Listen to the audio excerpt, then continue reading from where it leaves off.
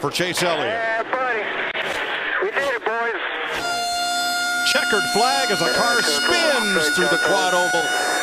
Finally! God bless America! God bless Chase Elliott. We finally got a win. He did. Oh my gosh, dude. I was so stressed those last few laps. If you watched the live stream, our live stream reaction to the race, first of all, thank you so much for tuning in. It was a really fun time. A lot of viewers there, lots of comments, lots of questions being answered. It was a fun race. And finally, Chase Elliott, after he should have won the last two races, he finally gets a win. I swear it's that Napa car. He can't win in that Napa car. He wins in the Kelley Blue Book car. His first career win in the Kelley Blue Book car. But Chase Elliott finally gets a win. Took the lead with, what, 25? The only laps he led were whatever that was, so...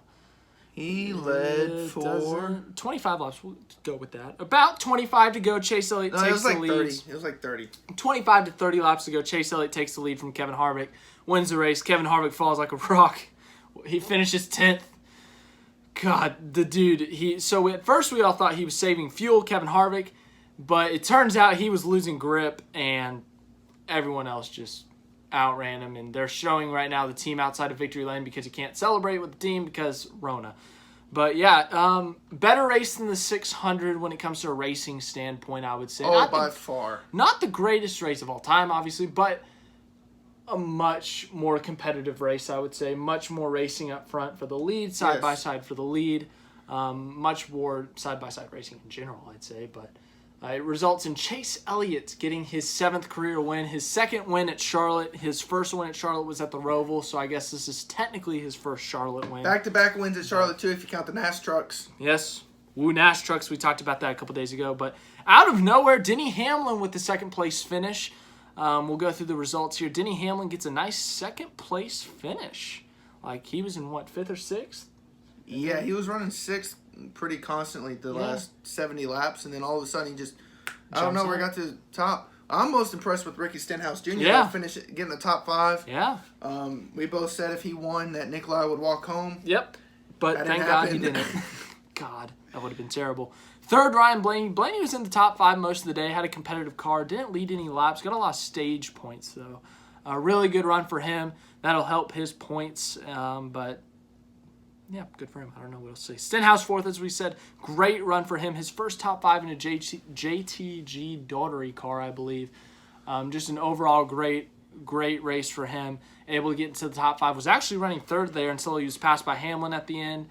5th, Kurt Busch. 3 Chevys in the top 5. That's a high-five moment. 6th was Joey Logano. Logano dominated the first third of this race, won stage 1. Then the 2nd third was dominated by Alex Bowman, and then he hit the wall when running 2nd to Harvick. Alex Bowman was my pick to win the race. Mine was Kyle Busch. And we were having, I was having a great time until he hit the wall. I thought Bowman had it in the bag. Hendrick's been choking these last few races away, but they finally get themselves another win in 2020. 2 wins in 2020 from 2 different drivers. So in 8 races, 2 wins for Hendrick Motorsports. They have not done that in quite a while. I'm sure Rick Hendrick is smiling that he finally got a win with Chase Elliott this year especially. But, man, great run for Elliott, as we said. 7th, Brad Keselowski had some trouble early. Who did he make contact with? Didn't he make contact in the pit? That was Byron Keselowski. That was Byron. I don't know who Keselowski hit. Keselowski made contact with someone. Oh, it's Matt Kenseth. He made contact with Matt Kenseth, I think. That's who it was. And Matt Kenseth ended up spinning. Keselowski had a tire going down. And Keselowski rallied for a top 10 finish. So a really good run at Charlotte for Keselowski. The win at the 600, the 7th here today. A really good run for him. Good comeback for him, too. Yeah, finished his first 2 top 10 finishes. Won a first-place finish in Charlotte. Yeah. It was a good week for him. 8th, Austin Dillon. Austin Dillon, a really good top 10 Austin for him. Dillon finished. It was 8th and 7th all day long. And he just ran consistent. That's a good run for that team. Yeah. They've been struggling the past couple of years, so a top 10 for them is really good. 9th, Truex. Oh, he got top 10. He was like 15th the whole race. Yeah, he made some moves at the end. Harvick finished 10th. Goes from 1st to 10th in 28 laps. Dude, it's a good thing there wasn't like 50 laps left. He would have finished last. He finished like 15 seconds off the pace too. Yeah, he was because we both said right at the restart when Harvick got the lead, we were like, oh, it's over. Yeah, but Harvick's gonna run away because Harvick had the best car in stage 3. Yeah, and Next thing you know, 28 laps to go, here comes Chase Elliott. He had a 2-second lead at one point, I think. Or was it a second and a half? It doesn't matter. He had a big lead. He had a big lead. Elliott and Blaney were battling for a bit, but then Elliott was finally starting to cut away at that lead, and we all thought Harvick was saving fuel, but then Elliott got by him, and Harvick just went. I thought Elliott was saving fuel until about 20 laps to go, and then he was really going to push it. Push it and see if he got to the end. Allen said he was good, and he was good enough to do a burnout. Yeah. 10th or 11th, Jimmy. Not a bad run for him, considering he started last. 12th, William Byron with a weird day. Started on pole. Led some laps early in the race. Made some contact on pit road with Corey LaJoie to that right side door. And he ends up rallying for a 12th place finish. So considering the start of the day, I'd say that's not a successful day for that team, considering the early damage. I think they could have done better. 13th, John Hunter Nemechek. A good run for the rookie. Same for 14th, Tyler Reddick. 15th, Matt DiBenedetto was up front early in this race, led the first 10 laps, I think, of this race. Ends up with a 15th place finish. I don't think Matty D has a top 5 car yet. Oh, he will at Bristol, I think. Maybe at Bristol. Maybe at Bristol. All these other tracks, he's always top 15. He just falls off. Which, I mean, at least he's consistent. Yeah. But that's good, but I'd like to see Matty D win. I would, too. 16th, Clint Boyer. 17th, Ryan Newman. Ryan Newman had like 3 tire rubs today. 18th, Cole Custer. 19th, Corey LaJoie. Oh, that's a really good run for that team. 20th, Eric Almirola. Oh, Eric Almirola. He had a day.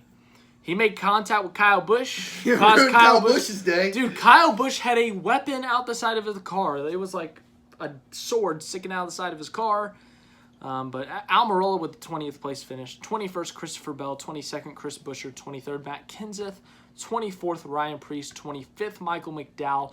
26th, Eric Jones had to come back down pit road and was stopped a lap because he pitted outside of his box.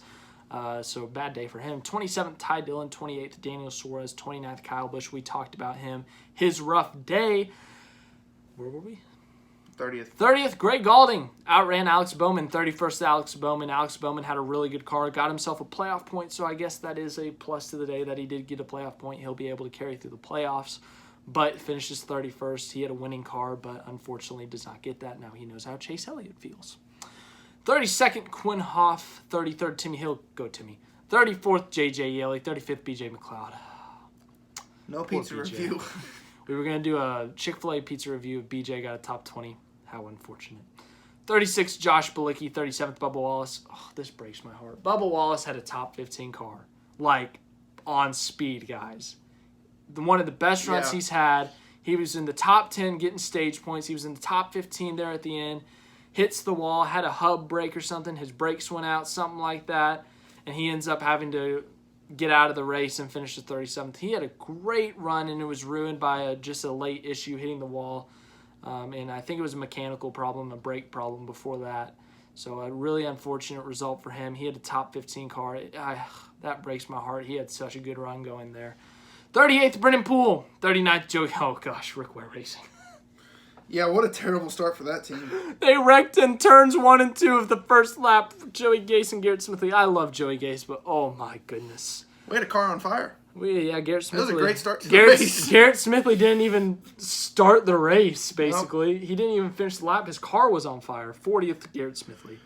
But that is it. Oh, man, it feels so good to get that win, get in the playoffs. We have 8 playoff points now. Thank you. Chase Elliott finally gets himself a win in 2020. Hendrick Motorsports gets their second win of 2020. We're going to be back Sunday for a race review / reaction kind of thing, whatever we want to call it. But I'm happy Chase Elliott won, as you can tell. I'm honestly just relieved. I thought something was going to happen there at the end. Which it did. Relieved. Something did happen as soon as Elliott crossed the finish line. As soon as Elliott crossed the line, Michael McDowell decided to just screw himself and spin out. But Elliott was across the stripe. Like, even the last lap, I was like, watch him blow a tire. Watch him blow a tire. But he didn't, and he said, screw you guys. I'm going to win. So, yeah, thanks for watching. I hope you enjoyed. If you enjoyed this video, leave a like. Subscribe. Share. Be there Sunday for the live reaction to Bristol. Bristol's going to be a fun one. And subscribe to the Zach and Nick podcast. Yes. On Apple Podcasts on the and Apples. Spotify. And if you leave a question in the reviews on Apple, we'll answer them. No pressure.